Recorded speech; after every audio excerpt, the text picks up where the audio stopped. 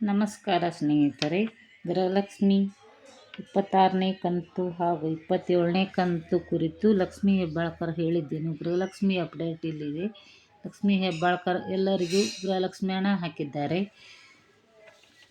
3ನೇ ಹಂತ 4ನೇ ಹಂತದ ಬಿಡುಗಡೆ ಆಗ್ತಿ. ಇನ್ನೂ 1 ಲಕ್ಷ ಜನರು ಗೃಹಲಕ್ಷ್ಮಿ 26ನೇ ಕಂತು ಫಲಾನುಭವಿಗಳು ತಗೊಳ್ಳೋರಿದ್ದಾರೆ.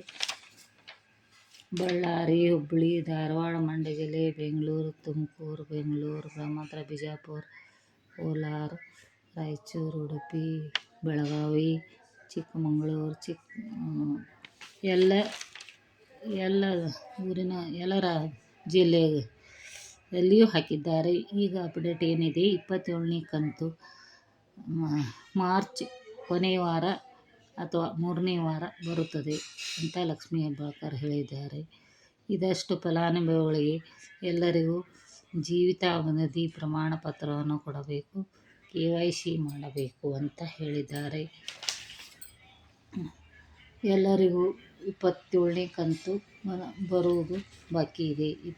ಮೊದಲನೇ 4 ಕಂತುಗಳು ಬಿಡುಗಡೆ ಆಗಲಿವೆ. 27ನೇ ಕಂತು ಜೊತೆ 4 ಕಂತುಗಳು ಬಿಡುಗಡೆ ಆಗಲಿವೆ.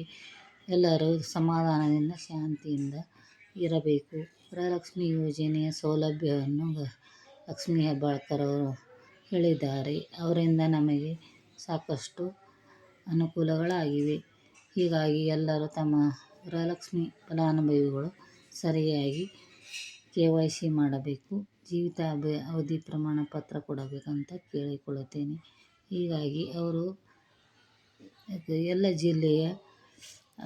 ಜಿಲ್ಲೆಗೂ ಹಾಕಿದ್ದಾರೆ. ಈಗ 26ನೇ ಕಂತು ಎಲ್ಲ ಜಿಲ್ಲೆಗೆ ಬಂದಿವೆ. ಇನ್ನೂ ಸ್ವಲ್ಪ ಜನರಿಗೆ ಮಾತ್ರ ಬಂದಿಲ್ಲ. ಅವು ವಾರದಲ್ಲಿ ಬಿಡುಗಡೆಯಾಗುತ್ತೆ ಅಂತ ಹೇಳಿದ್ದಾರೆ.